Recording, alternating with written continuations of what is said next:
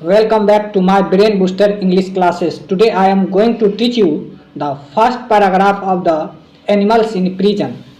In this paragraph, Jawaharlal Nehru talked about the little cell of Dehra jail, what he felt and how spent his time happily, even he lived in a jail. My dear students, now let's start the first paragraph of the Animals in Prison.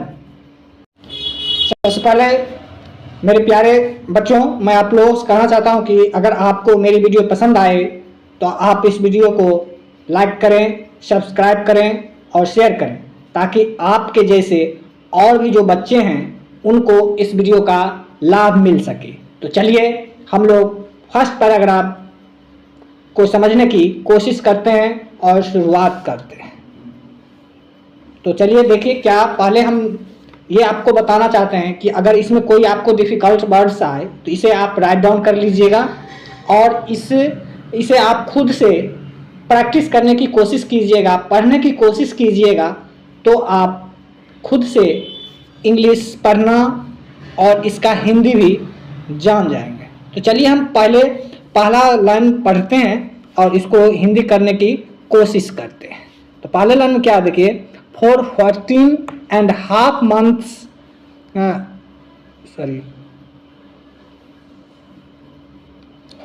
for 14.5 months I lived in my little cell or room in Dehra jail.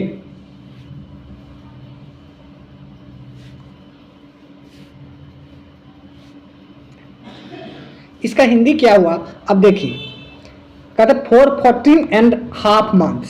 14 मतलब 14 का मतलब आप लोग सभी जानते हैं कि 14.5 month, half month मतलब हो गया आधा महीने, यानी कि 14.5 मंथ। 4 मतलब के लिए, यानी कि 14.5 मंथ के लिए आई लिव्ड मतलब मैं रहा था इन माई लिटल सेल। लिटल मतलब सब जानते हैं कि छोटा, और सेल का मतलब होता है छोटा सा कमरा। तो एक लिटल मतलब बहुत छोटा सा कमरा जिसमें आपको सिर्फ मुश्किल से एक चारपाई आ सकता है, ऐसा सेल जो बहुत ही छोटा होता है उसको हम लोग सेल कहते हैं। तो उस सेल और रूम में रहे थे इन द, कहाँ पे, तो इन द देहरादून जेल, यानी देहरादून जेल में वो एक बहुत से छोटे से कमरे में जवाहरलाल नेहरू को रखा गया था। वहाँ मुश्किल से एक चारपाई आ सकता। उसका नेक्स्ट लाइन हम लोग शुरुआत करते हैं, and I begin to feel as if I was almost part of it. तो देखिए हम इसका हिंदी भी करने की कोशिश करते हैं।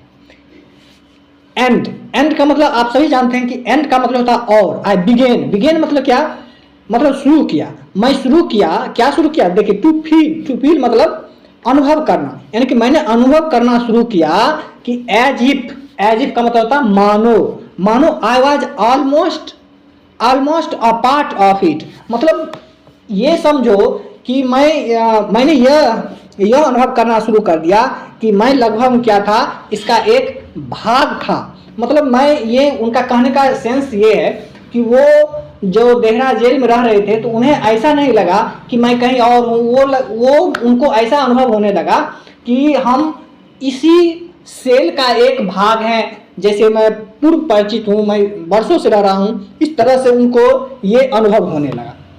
चलिए हम लोग नेक्स्ट लाइन शुरुआत करते हैं। I was familiar with every beat of it.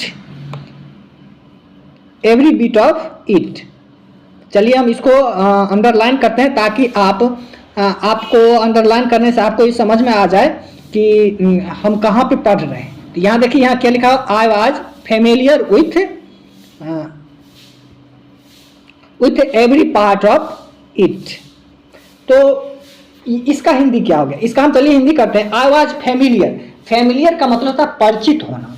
I was familiar, मैं फैमिलियर मतलब क्या हो गया, यहाँ मैं परिचित, मतलब आई वॉज फैमिलियर, मैं परिचित था किस चीज से, तो यहाँ देखिए मैं परिचित था with every beat of it.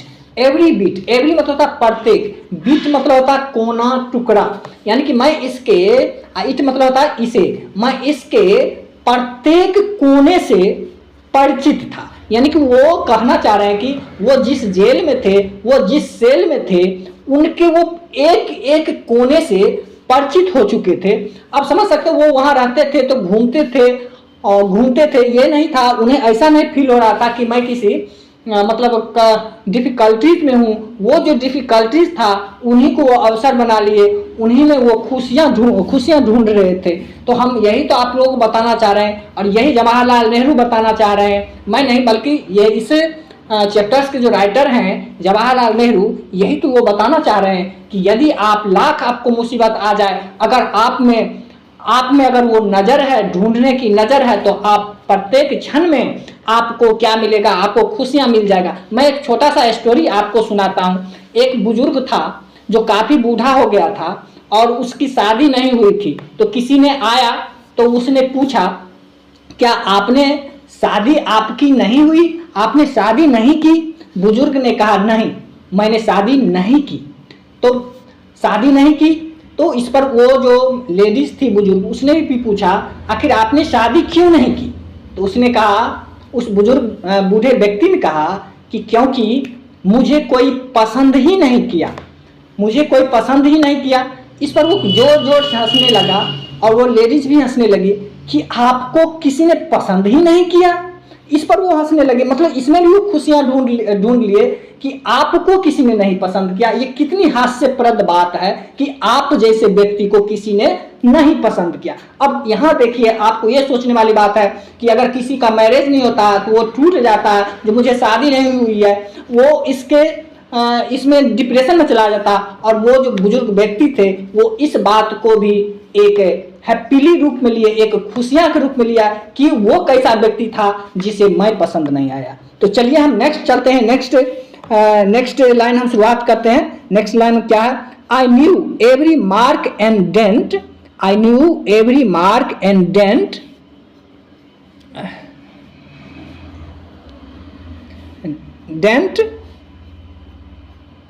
on the white walls and on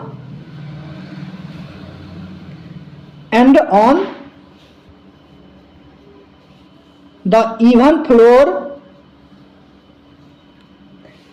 the ceiling with its moth eaten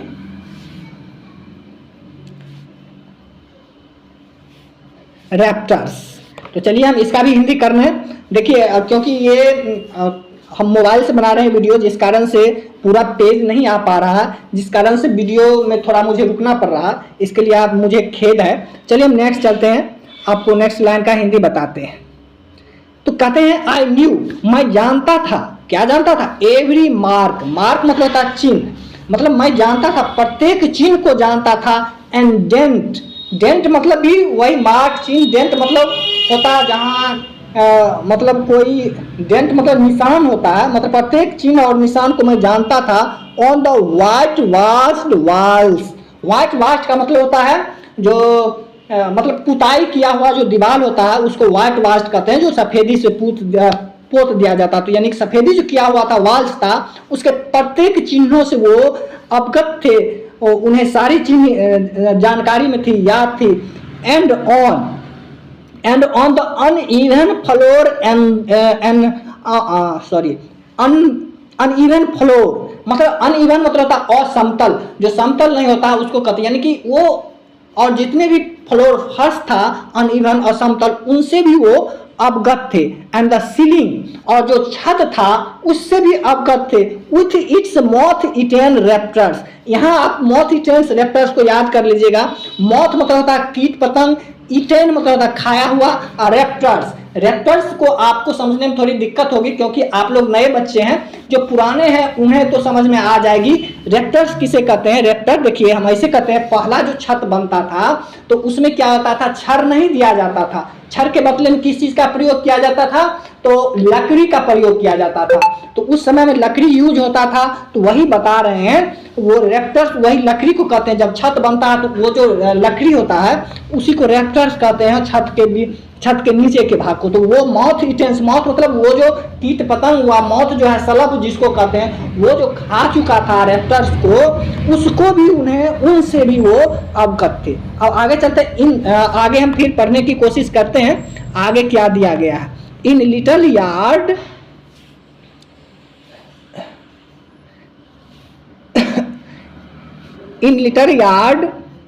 outside I greeted little tufts of grass and odd bits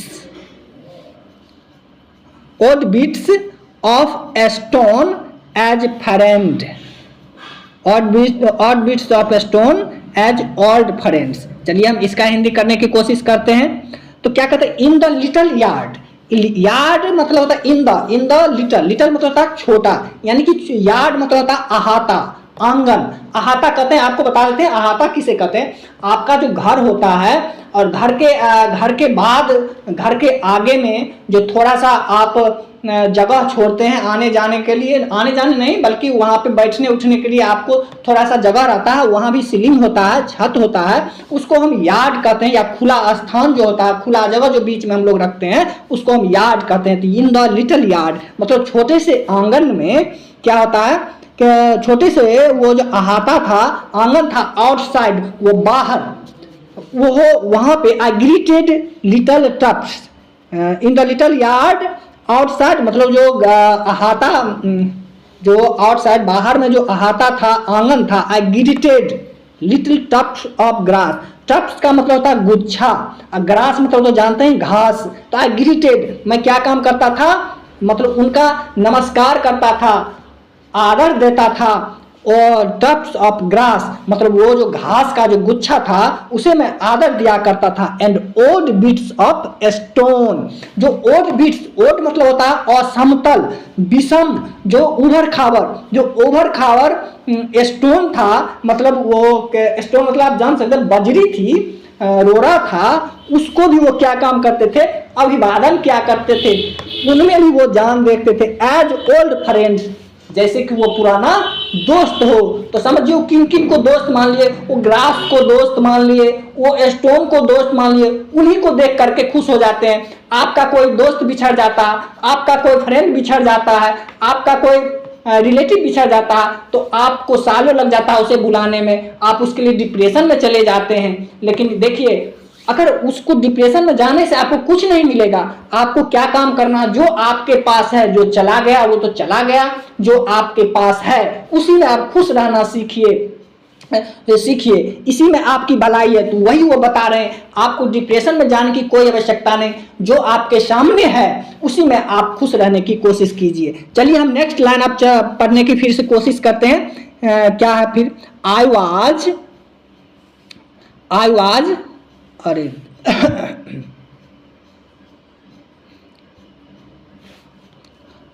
I was not alone in my cell. I was not alone in my cell. इसका मतलब हो गया I was not alone in my cell. इसका मतलब हो गया कि उस सेल में मैं केवल मैं ही अकेला नहीं था। उसके बाद कौन कौन थे देखिए, favoured for several colonies of wasp. इसका भी हम अभी अंडरलाइन कर देते हैं ताकि आप वहां से देख सकते हैं कि मैं किस पंक्ति को पढ़ रहा हूं। तो for several colonies of wasp and hornets lived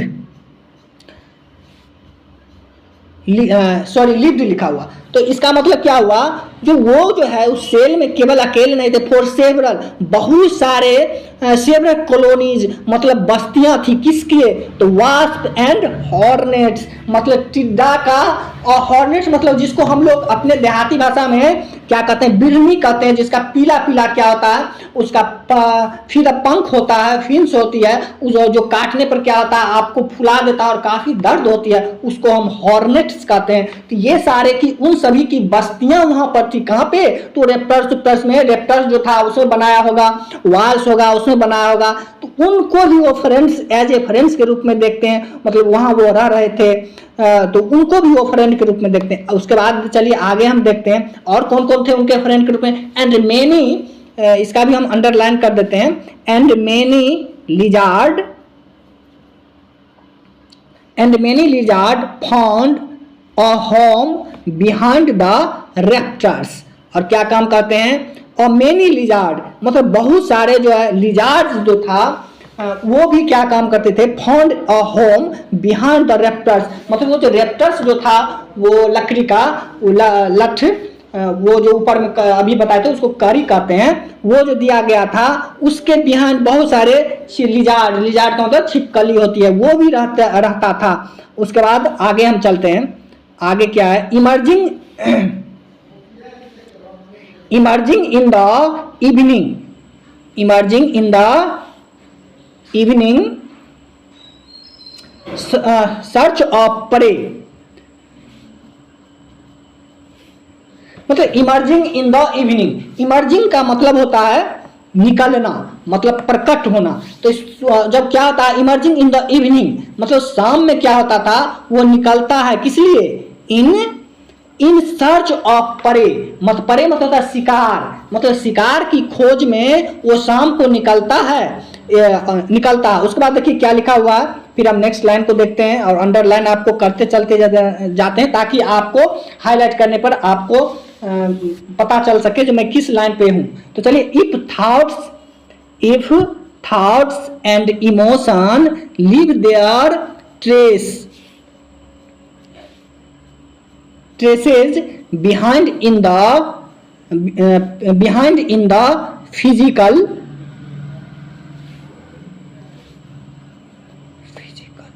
surroundings, behind in the physical surroundings। तो यहां देखिए क्या if thoughts कहते हैं, if thoughts and emotion leave their traces behind in the physical surrounding, कहते हैं अगर थॉट्स मतलब मेरा विचार, अगर विचार और भावनाएं कोई किसी प्रकार का लीव देयर अपना कोई चिन्ह इस फिजिकल सराउंडिंग्स, जो ये सराउंडिंग है भौतिक वातावरण है, भौतिक जो आसपास है इसके ऊपर अगर कोई पहचान छोड़ता है तो the very of that cell must be thick, तो वहाँ की जो हवा है चलिए फिर इसको पहले क्या काम करते हैं आपको अंडरलाइन करते हैं। The very air of that cell must be thick with them,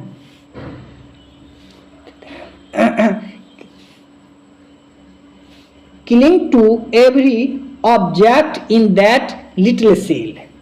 तो चलिए हम इसका भी हम हिंदी अब जानते हैं। तो अगर उनकी जो कहते हैं उनकी विचार और भावनाएं अगर किसी भी प्रकार का चिन्ह अगर छोड़ता है इस बिहाइंड, इसके पीछे, ये भौतिक जो वातावरण है इसके पीछे, तो कहते हैं द वेरी एयर, वह जो हवा है दैट सेल, उस सेल में मस्ट बी थिक, वो बहुत ही मोटा होना चाहिए, विथ देम मतलब उसके साथ, and they must cling to every object in that little seal. और दे क्लिंग मतलब होता है चिपकना, मतलब वो क्या है जो है, एंड दे वे क्या काम कर रहे हैं, अवश्य ही क्या काम कर रहे हैं, किलिंग मतलब चिपका हुआ है जितने भी ऑब्जेक्ट है, जितने भी वहाँ के जो वस्तु हैं, इन दैट लिटल स्पेस, वो जो छोटा सा जो सेल है उसके स्थान में, वो जो छोटा सा स्थान है उसमें चिपका हुआ है। तो चलिए वीडियो तो बड़ा हो गया, हमें इसका 2 भाग करना पड़ेगा, ठीक है। हम इसे 2 भाग करके अपलोड करते हैं और तब तक मैं फिर इसका नेक्स्ट पैराग्राफ लेकर के कल हाजिर होऊंगा। तब तक के लिए आप मुझे अनुमति दे दीजिए। धन्यवाद। आप लोग इसी तरह से मेरे वीडियो को देखते रहिए, मेरे साथ बने रहिए।